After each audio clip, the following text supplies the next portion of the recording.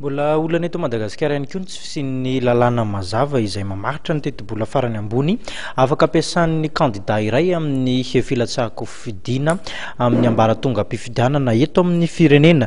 Izay no nambaran'ny Samfinina. Ny Samfinina ihany koa tsy ankilany dia manana andraikitra goavana amin'ny ady atao amin'ny famotsim-bola.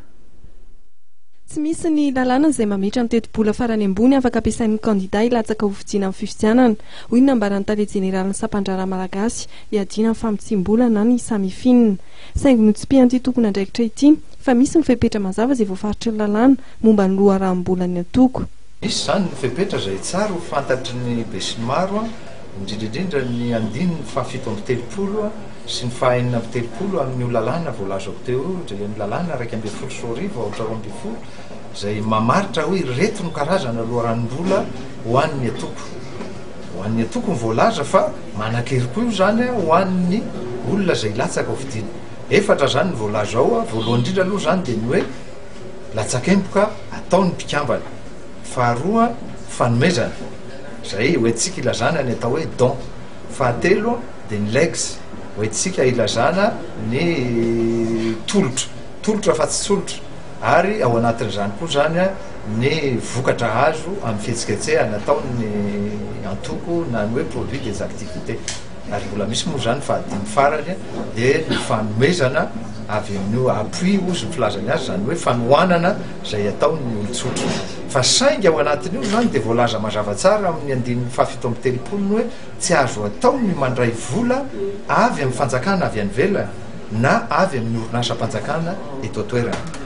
Ka na tsy misy ara zany ny fepetra ara-pamaizana momba ny lalàna ao amin'io lalàna io dia fepetra famaizana ara-pitsarana azafady na ny antsointsika hoe disposition judiciaire na disposition pénale, dia ny lalàna mahakasika ny famotsim-bola no miatra ho fanenjehana an'izay tsy mazava ny fomba fampiasana vola. Ary eto zany dia marina fa voalaza ny andininy fahafito amby telopolo ihany fa tsy maintsy manokatra compte bancaire ny atoko tsirairay avy.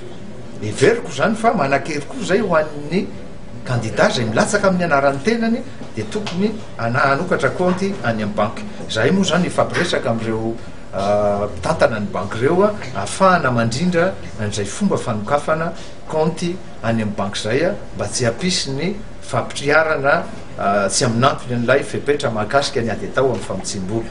Ary ny faharoa dia tsy maintsy manana ny compte mpitantanana na cahier de comptabilité izay azo ny tompony andraikitra raha-mpanjakana jerena ny atoko tsirairay avy. Ny Samifinina dia mandray ny fitarainana momba ny famatsim-bola ny candidat amin'ny fifidianana ary mainga hatrany amin'ny fanaovan'ny olon-tsotra fitarainana no ahafahan'ny Samifinina manao fanadihadiana momba izany. Ampangarahara'ny fifidianana dia miara-miasa akaiky ary mandray ny fitarainana manodidina amin'ny fifidianana médiature de la République, ny comité pour la sauvegarde de l'intégrité na ny CSLCC, ny bureau mahaleotena misahana ny ady amin'ny kolikoly ary ny sampana malagasy adiana amin'ny famotsim-bola na ny Samifinina.